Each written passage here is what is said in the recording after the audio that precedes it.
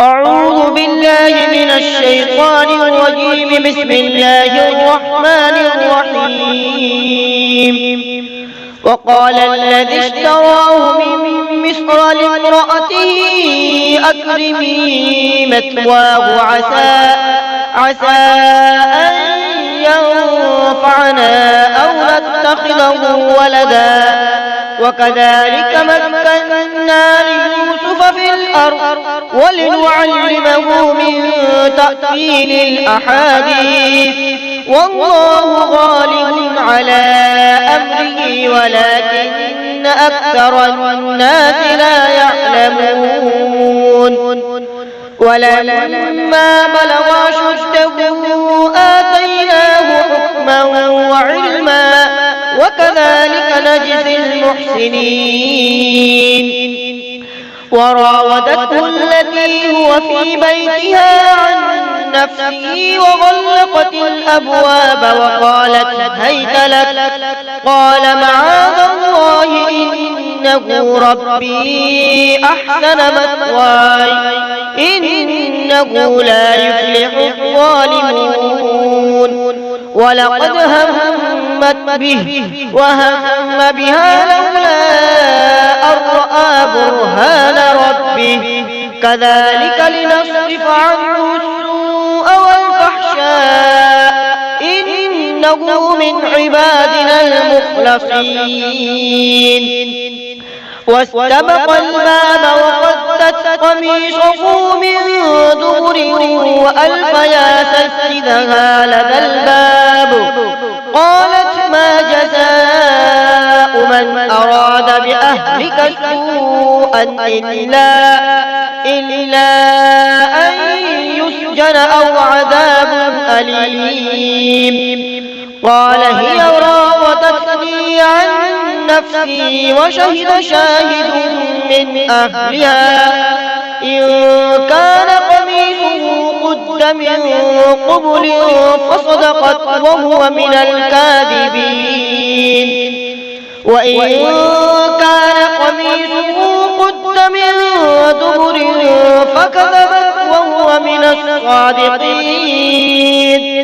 فلما رأى قميصه قد من دبر قال إنه من كيدكن إن كيدكن عظيم. يوسف أعرض عن هذا واستغفري لذنبك إنك كنت من الخاطئين. وقال نسوة في المدينة امرأة العزيز تراود فتاها عن نفسه قد شرفها حبا إنا لنراها في ضلال مبين. فلما سمعت بمكرهن أرسلت إليهن وأعتدت لهن متكئا وآتت كل واحدة منهن سكينا وقالت اخرج عليهن. فلما رأينه أكبرنه وقطعن أيديهن وقلن حاش لله ما هذا بشرا إن هذا إلا ملك كريم. قالت فذلكن الذي لمتنني فيه ولقد راودته عن نفسه فاستعصم ولئن لم يفعل ما آمره ليسجنن وليكونن من الصاغرين. قال رب السجن أحب إلي مما يدعونني إليه وإلا تصرف عني كيدهن أصب إليهن وأكن من الجاهلين. فاستجاب له ربه فصرف عنه كيدهن إنه هو السميع العليم. ثم بدا لهم من بعد بعد ما رأوا الآيات ليسجننه حتى حين ودخل معه السجن فتيان قال أحدهما إني أراني أعصر خمرا وقال الآخر إني أراني أحمل فوق رأسي خبزا تأكل الطير منه نبئنا بتأويله إنا نراك من المحسنين قال لا يأتيكما طعام ترزقانه إلا نبأتكما بتأويله قبل أن يأتيكما ذلكما مما علمني ربي إني تركت ملة قوم لا يؤمنون بالله وهم بالآخرة هم كافرون واتبعت ملة آبائي إبراهيم وإسحاق ويعقوب ما كان لنا أن نشرك بالله من شيء ذلك من فضل الله علينا وعلى الناس ولكن أكثر الناس لا يشكرون يا صاحبي السجن أأرباب متفرقون خير أم الله الواحد القهار ما تعبدون من دونه إلا أسماء سميتموها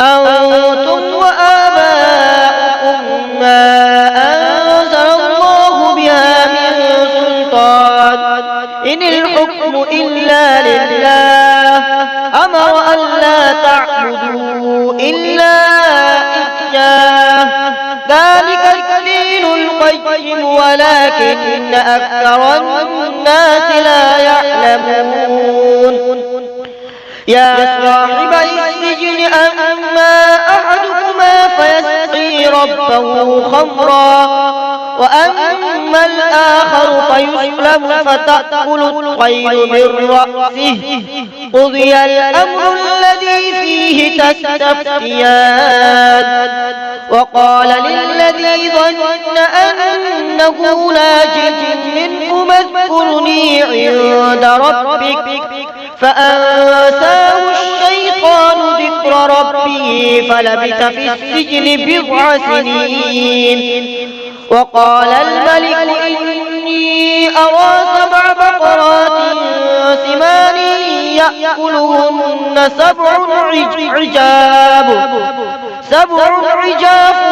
و7 سنبلات خضر وأخر يابسات يا أيها الملأ وافتوني في رؤياي إن كنتم للرؤيا تعبرون قالوا أضغاث أحلام وما نحن بتأويل الأحلام بعالمين وقال الذي نجا منهما وادكر بعد أمة أنا أنبئكم بتأويله فأرسلون يوسف أيها الصديق وافتنا في 7 بقرات سمان يأكلهن 7